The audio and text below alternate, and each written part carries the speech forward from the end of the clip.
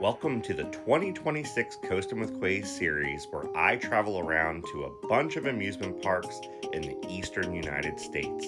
I head to some new parks, some old ones, and I get on a bunch of coasters on my journeys. This is East Coastin. Coming up on this episode of East Coastin, I head to one of my favorite parks in the whole world, Carowinds, and I'm joined by my mom.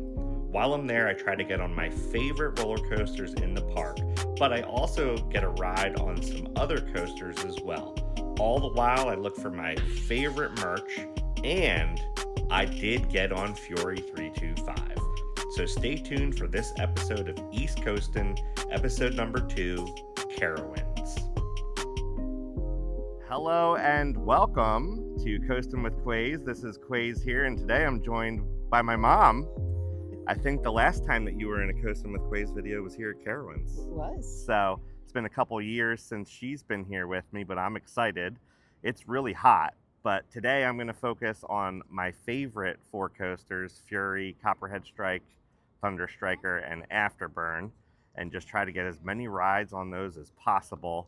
But then I also want to check out the construction site for Rip Roarin' Falls, the new Super Flume ride that they're going to be adding for next year. So we are here about an hour after opening. We're going to go ahead and get into the park. So let's go.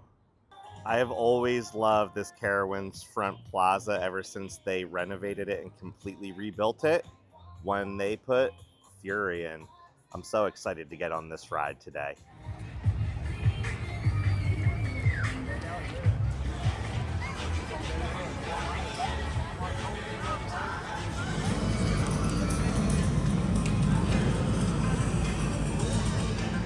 It looks like the park has a lot of decoration and decor for the 250 years of the United States.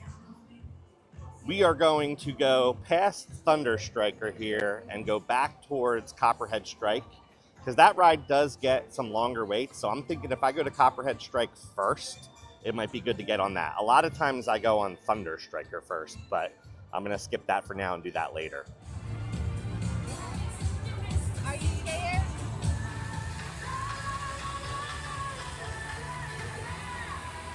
To get back to Copperhead Strike, we're going to go through Aeronautica Landing, which is one of the coolest themed areas here at Carowinds. But this park is beautiful. So everything is just themed so well.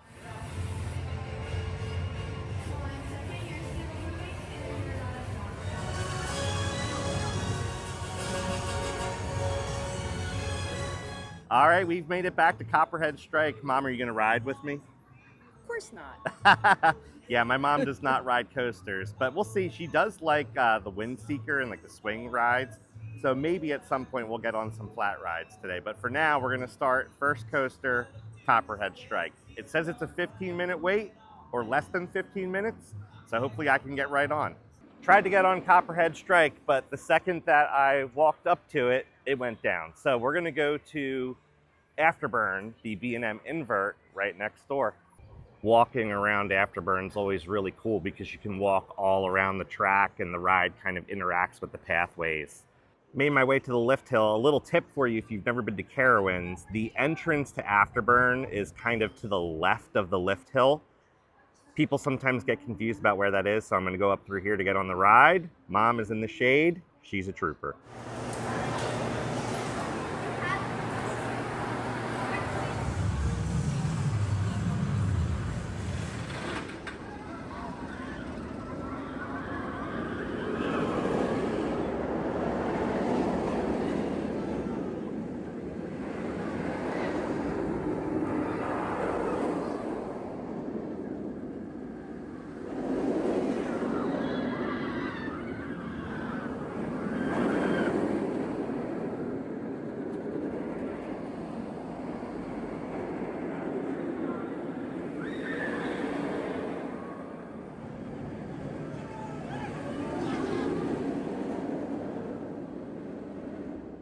There was my ride on Afterburn. They're running only one train today, so it took about a 15-minute wait.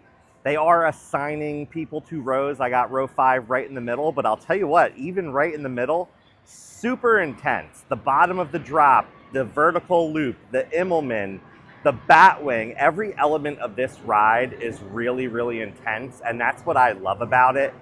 I really love that this ride kind of stays a little bit lower to the ground than some inverts. It has multiple parts where it actually goes like under the ground or into the ground. So Afterburn is one of my top B&M inverts. While I was riding this, Copperhead Strike went back up, so that's where we are going to head next, and hopefully I could get a couple rides on that. If you are here at Aeronautica Landing and you are a fan of French fries, you have to try Frequent Fryers. They have really, really, really good steak fries here. My mom and I will probably be getting them, if not now, at some point today.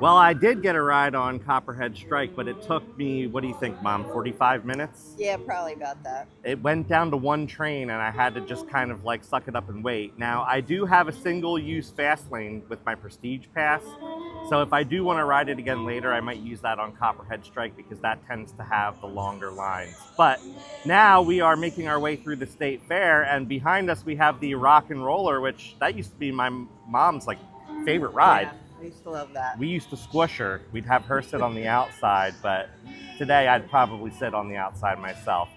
But I'm gonna skip some of the roller coasters in here because it's more like the Vekoma Boomerang and stuff, and I'm gonna make my way over to Fury next.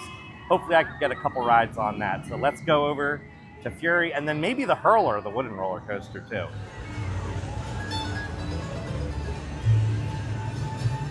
They've got Chickies and Pete's, Philly representing.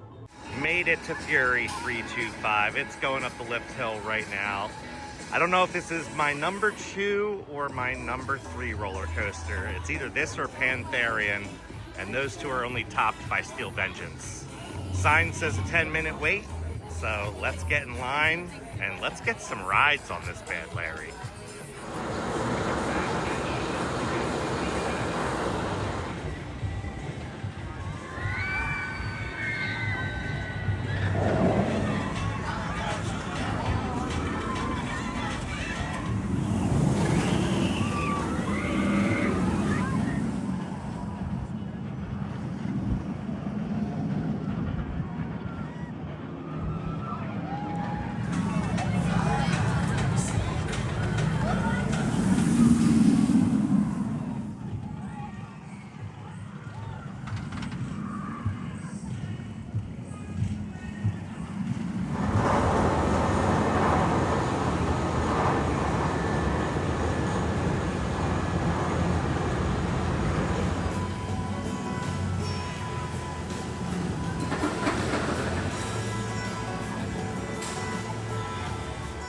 Well, I just got 3 rides on Fury in probably 20 minutes or so. There was no line, so I just lapped it. 2 times in first row, 1 time in second row.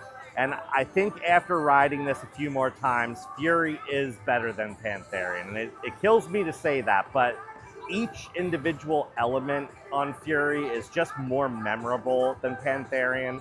Obviously, Pantherian is a little bit more intense, but Fury is really intense as well. Going from the bottom of the first drop into the first huge turnaround, I grayed out really hard. And then all those fast-paced turns just give you so many great sensations and forces. This ride really does an awesome job of combining positive forces with lateral forces and negative forces at times. Like when you go around a lot of the turns, you're getting negative forces and laterals at the same time. So great ride. But now I'm gonna move on to Hurler, the wooden coaster, which is right next door. Please hold on to your handlebars at the end of the ride. Thank you, and enjoy your ride.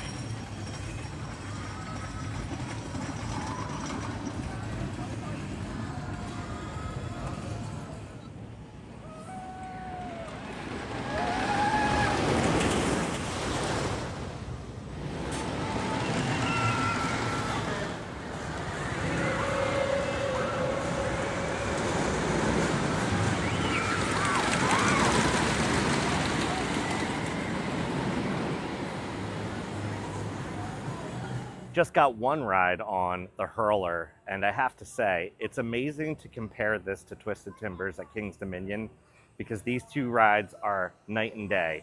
It's fun because they have the same footprint, but Twisted Timbers is far more intense, crazier airtime, but Hurler's still fun. They retracked it a little bit in 2025, so it smoothed out some of the rough spots, but it's a wooden coaster, so it's still kind of rough. But that's gonna be it for Hurler. I'm not gonna lap this like I did with Fury. I think now what I wanna do is try to get to the front of the park and get up to Thunderstriker because I'd like to get at least one ride on that. So we'll see what the wait is. But if I need to, I can use my fast lane from my Prestige Pass. Here we have Vortex, the B&M stand-up coaster. I will be skipping this one today. I've ridden this one a few times, and I don't feel the need to ride it every time that I come to Carowinds.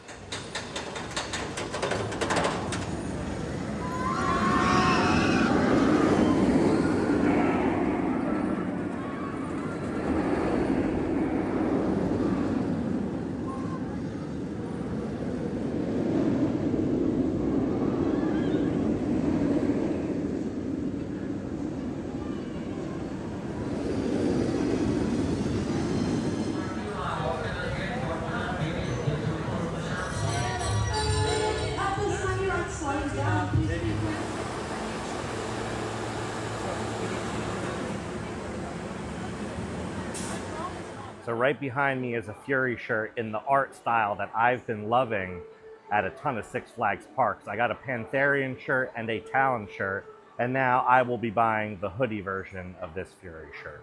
Just like that, we've made it back to the front of the park, and Thunderstriker's over here. The app is saying 15 minutes. Hopefully it's accurate. If it is, I'll get a couple rides on this.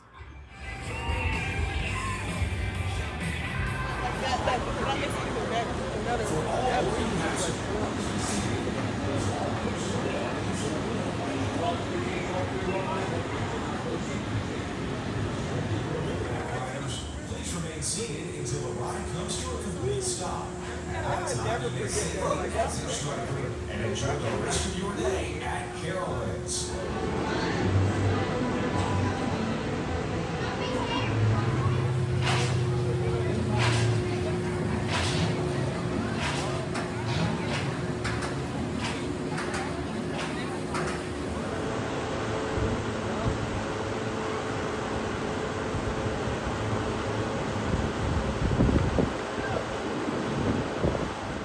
All right, I got a ride on Thunderstriker. Mom, did you ride Thunderstriker?